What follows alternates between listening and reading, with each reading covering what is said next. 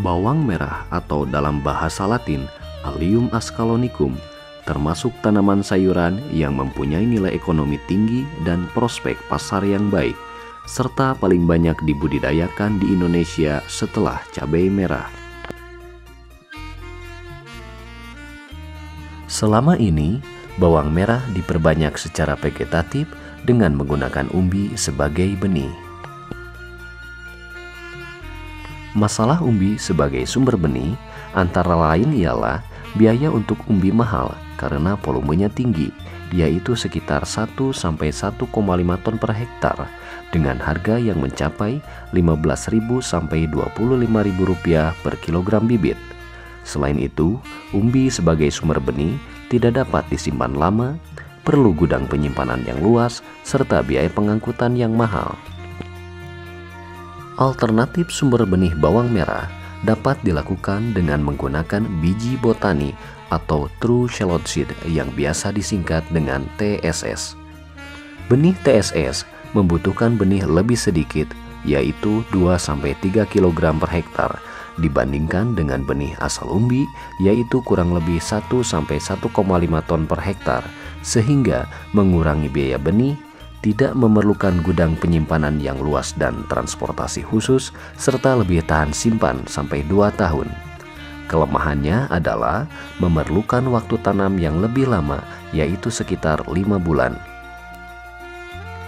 Melihat beberapa kelebihan TSS daripada umbi, maka penggunaan TSS sebagai sumber benih bawang merah sangat prospektif dalam rangka meningkatkan produksi dan kualitas umbi bawang merah. Balai Penelitian Tanaman Sayuran telah menghasilkan teknik produksi TSS di lahan kering. Produksi TSS harus dilakukan di daerah dataran tinggi dengan ketinggian lebih dari 1.000 meter di atas permukaan laut.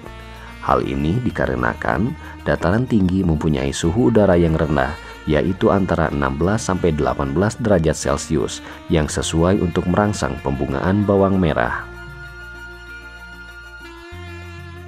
Untuk menghasilkan TSS dengan mutu benih yang baik dan produksi tinggi, juga harus diperhatikan pemilihan dan perlakuan umbi, tahapan teknik budidaya dari pengolahan tanah sampai panen, dan processing benih. Tahapan-tahapan teknik produksi TSS adalah sebagai berikut. Tahapan yang pertama yaitu umbi bibit.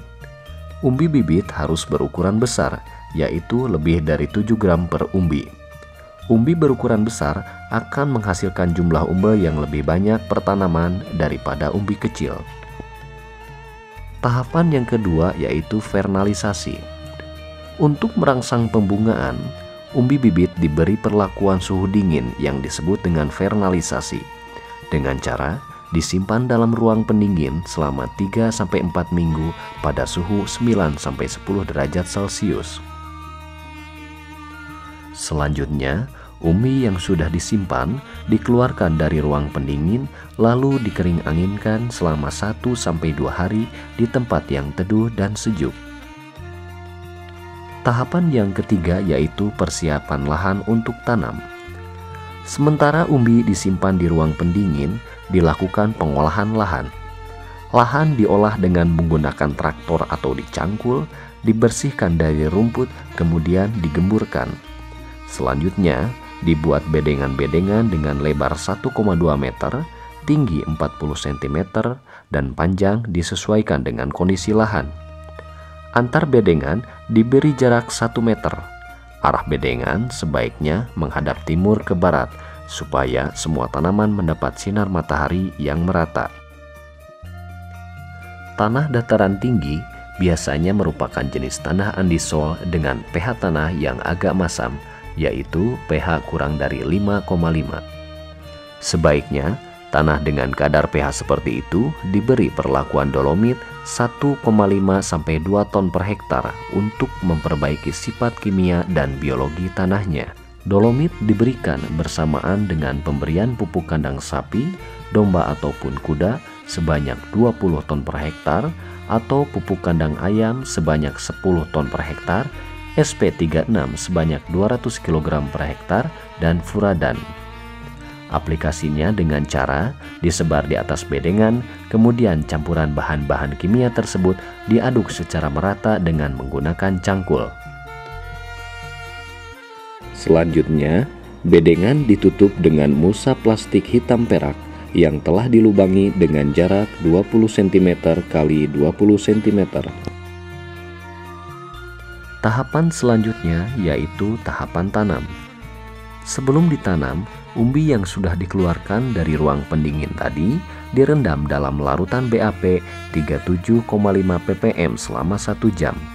Setelah itu, ditiriskan sampai kering, kemudian diberikan perlakuan fungisida.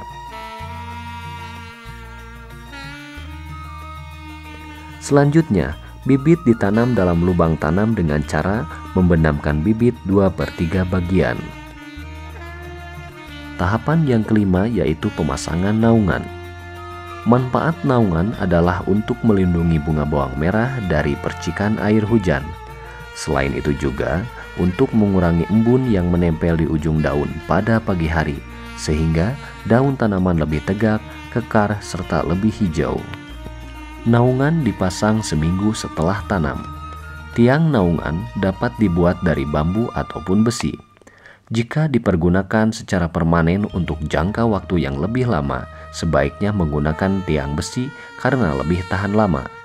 Untuk tiang bambu dapat digunakan sampai 6 kali, tetapi atap plastik hanya digunakan sekali pakai. Tinggi tiang naungan 1,5 meter yang berada di sebelah timur dan 1 meter yang berada di sebelah barat, dengan lebar atap naungan 1,5 meter. Tahapan yang keenam yaitu aplikasi pupuk NPK 16, 16, 16 dan boron. Pupuk NPK dengan dosis 600 kg per hektar diberikan untuk 10 kali, mulai umur 10 hari setelah tanam dengan interval 7-10 hari sekali. Caranya, pupuk NPK sebanyak 60 kg dilarutkan ke dalam 800 liter air untuk setiap aplikasi. Sedangkan pupuk boraks atau pupuk boron lainnya dengan dosis 3 kg boron per hektar setiap aplikasi diberikan sebanyak 3 kali, yaitu pada umur 3, 5, dan 7 minggu setelah tanam dengan cara disemprotkan ke tanaman, terutama bagian tunas apikal dan bunga. Tahapan yang ketujuh yaitu pemeliharaan tanaman. Yang pertama, pengairan. Tanaman bawang merah membutuhkan air dalam jumlah yang cukup banyak. Penanaman yang dilakukan pada musim kemarau tentunya membutuhkan penyiraman yang sangat intensif. Setelah penanaman, diperlukan penyiraman selama 3 hari berturut-turut pada pagi dan sore hari. Penghilangan embun pada ujung daun dilakukan dengan cara menyemprotkan air di sekitar daun pada pagi hari. Penyiangan rumput terutama dilakukan pada lubang di sekitar tanaman mulai umur 4 minggu setelah tanam. Pengendalian hama dan penyakit dilakukan dengan menggunakan perangkap kuning dan menyemprotkan pestisida selektif. Perangkap kuning dipasang sejak umur 2 minggu setelah tanam sampai dengan bunga mekar. Setelah bunga mekar, pengendalian hama dan penyakit dapat dilakukan dengan menggunakan insektisida dan fungisida selektif. Untuk membantu penyerbukan, digunakan lebah madu apis cerana atau lalat hijau. Penanaman tagetes diperlukan untuk menarik serangga-serangga penyerbuk di alam. Tahapan yang terakhir yaitu tahapan panen. Panen kapsul atau buah dilakukan sekitar umur 105-110 hari setelah tanam yang berlangsung selama 5-6 kali dengan interval 4-7 hari tergantung pada cuaca. Jika cuaca panas, panen dapat berlangsung setiap 4 hari, tetapi jika cuaca mendung, pemasakan kapsul akan lebih lama yaitu sekitar 7 hari. Ciri kapsul yang dapat dipanen adalah jika kulit kapsul berwarna kekuningan atau dalam satu umbel sudah ada yang berwarna coklat. Proses pengeringan kapsul dapat dilakukan dengan cara penjemuran atau menggunakan alat pengering. Cara mengeluarkan biji dari kapsul secara manual adalah sebagai berikut. Kapsul yang sudah kering dibungkus dengan kain, kemudian diremas-remas sampai pecah dan biji berwarna hitam keluar dari lokulnya. Kotoran kapsul dipisahkan dari biji, lalu biji ditampis supaya bersih dari sisa-sisa kapsul.